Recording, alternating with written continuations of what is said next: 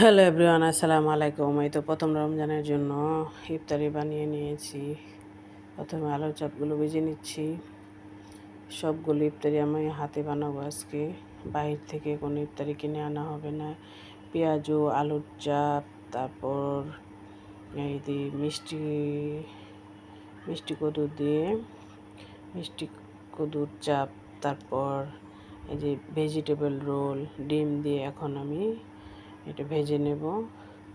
তারপর পেঁয়াজু, সমুচা, সমস্ত কিছু আমি ঘরেই তৈরি করব। তো দেখতে থাকেন। এই তো আমি এক এক করে সবগুলো ইফতারি ভেজে নেব। এই তো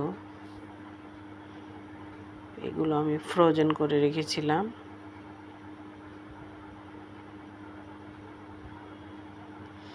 এই তো এক চুলায় আলুর চপ ভাজতেছি, আর এক চুলায় ভেজিটেবল রোল ভাজতেছি। প্রতি বছরই আমি ভেজিটেবল রোলটা ফ্রোজেন করে রাখি বানিয়ে রোজার জন্য। এটা আমাদের সবাই খেতে খুবই পছন্দ করে, তাই আমরা সবাই বানিয়ে রাখি। এই তো আলুর চপ অনেকগুলো ভাজা হয়ে গেছে। এখন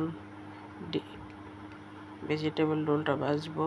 অন্য চুলায় পেঁয়াজু, আলু, তারপর মিষ্টি কুমড়া দিয়ে বেগুনি, মিষ্টি কুমড়া নিই বা বেগুনি একই কথাই। তো সমোসাগুলো এখন ভেজে নিচ্ছি। সমস্ত কিছু ভেজে তারপরে আমরা ইফতারিটা করব। আজকে আমাদের প্রথম রোজা। সব কিছুই ভাজার মধ্যে সব কিছুই নিজেদের তৈরি করা। আর যেগুলো তো খিরাই, তারপর চিনাইল, বাঙ্গি, তারপর খেজুর, এগুলো শুধু কিনান। আর সব কিছু আমরা নিজের হাতেই তৈরি করে নিয়েছি। আমরা নিজের হাতেই ইফতারিটা তৈরি করে খেতে বেশি পছন্দ করি। একটু ভেজে নিচ্ছি। এই চুলায় আমি সমোসাগুলো দিয়ে দিচ্ছি। হাতে বানানো ইফতারি খেতে মজা অন্যরকম।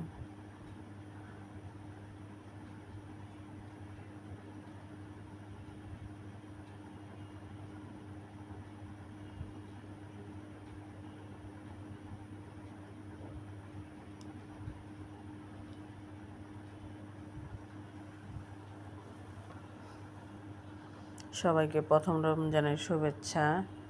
যারা যারা আমার এই রান্নার ভিডিওটা দেখেন, সবাই বেশি বেশি করে লাইক কমেন্ট করে দিবেন।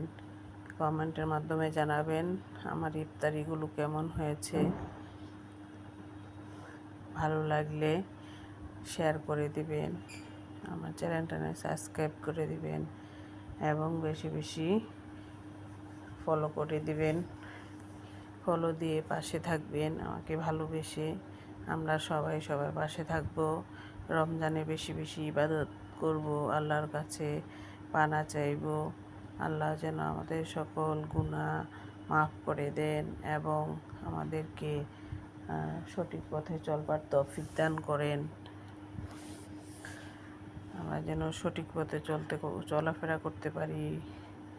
আমরা যেন আল্লাহর ইবাদত করতে পারি, নামাজ রোজা করতে পারি।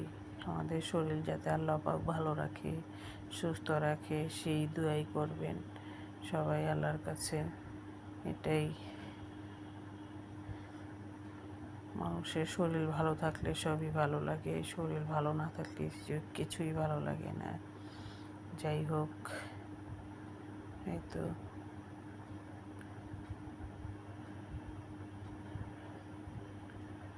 ডিম দিয়ে তো সবগুলো ভেজিটেবল রোল ভেজে নিচ্ছি। এই রোলগুলো আমি মাংসর সাথে দিয়েছি, কিনে আনলে তো মাংস থাকে না, নিজেরা বানিয়েছি। তাই একটু মিষ্টি কুমড়া দিয়ে এখন আমি বেগুনের মতো মিষ্টি কুমড়ার বেগুনি বানিয়ে নিলাম।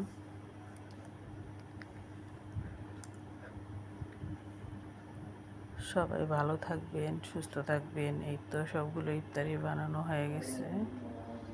এই তো দেখেন আমাদের ইফতারিগুলো। কেমন হয়েছে কমেন্টের মধ্যে জানাবেন। সবাই ভালো থাকবেন।